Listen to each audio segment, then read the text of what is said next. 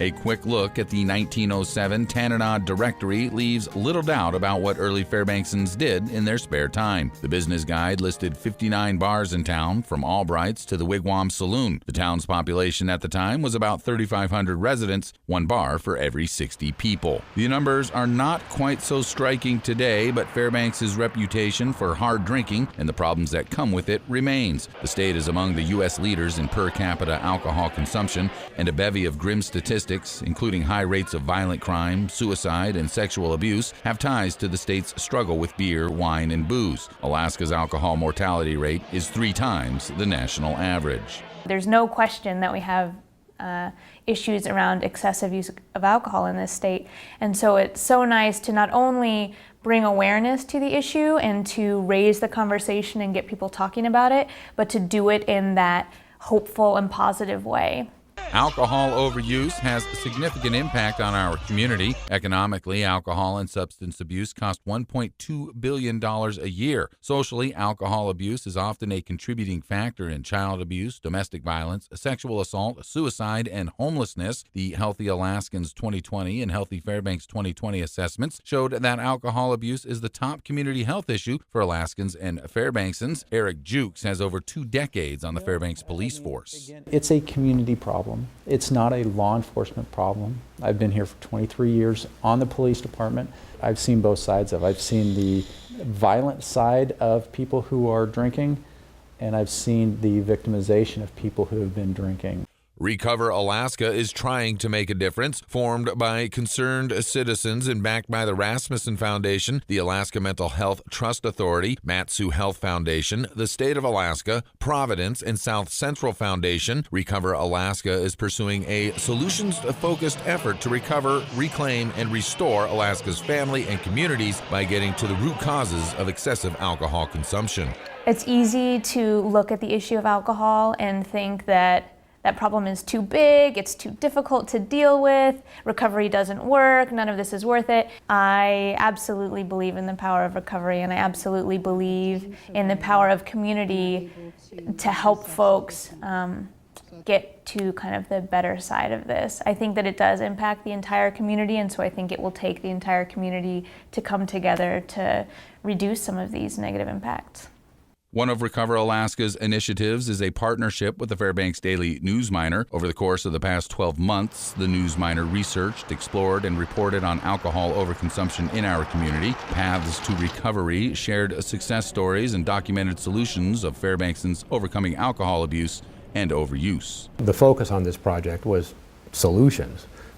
And we had felt, since we have done 2 series previously about alcohol in the Fairbanks area at least, that the problem was fairly well known. It's easy to report on problems and conflict, but seeing a positive result from the reporting, I think, is really rewarding. Not just for me as the editor on this project, but I'm sure for the reporters doing the day-to-day work on it as well.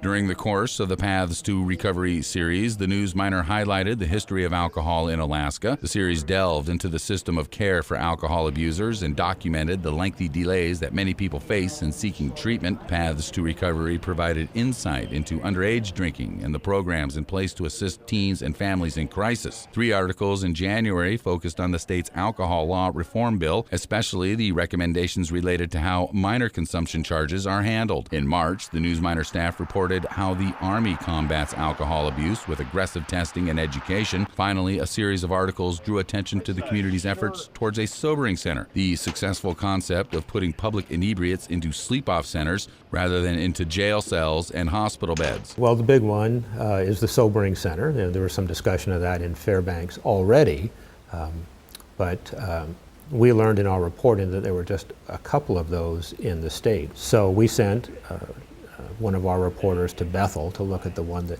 had been going there and looking at the success that they've had.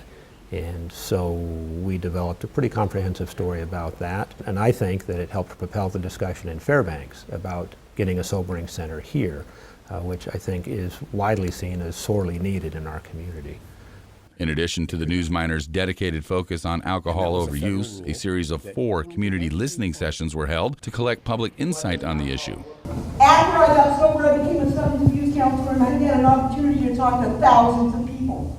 who are struggling with addiction. Thousands of people who are struggling with addiction. And what I hear over and over and over again is that our system of care traumatizes them.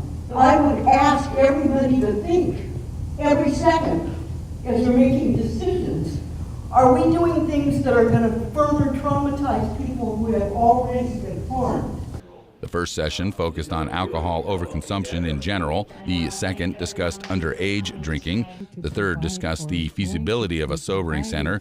And the sessions concluded with a summary of Senate Bill 74 and Senate Bill 91 from the sponsors and staff of the two bills, Senator Pete Kelly and John Coghill. The legislative session will be remembered for the vicious budget battles. However, it is important that the good work done on Medicaid reform, criminal justice reform, behavioral health, and substance abuse legislation is not lost in community conversation. Although the problem is complex, the goal of this project was simple. The community of Fairbanks needs to work together to create systems, revise policies, hire treatment professionals, and build infrastructure that will lead to long-term improvements to our community's issue with alcohol.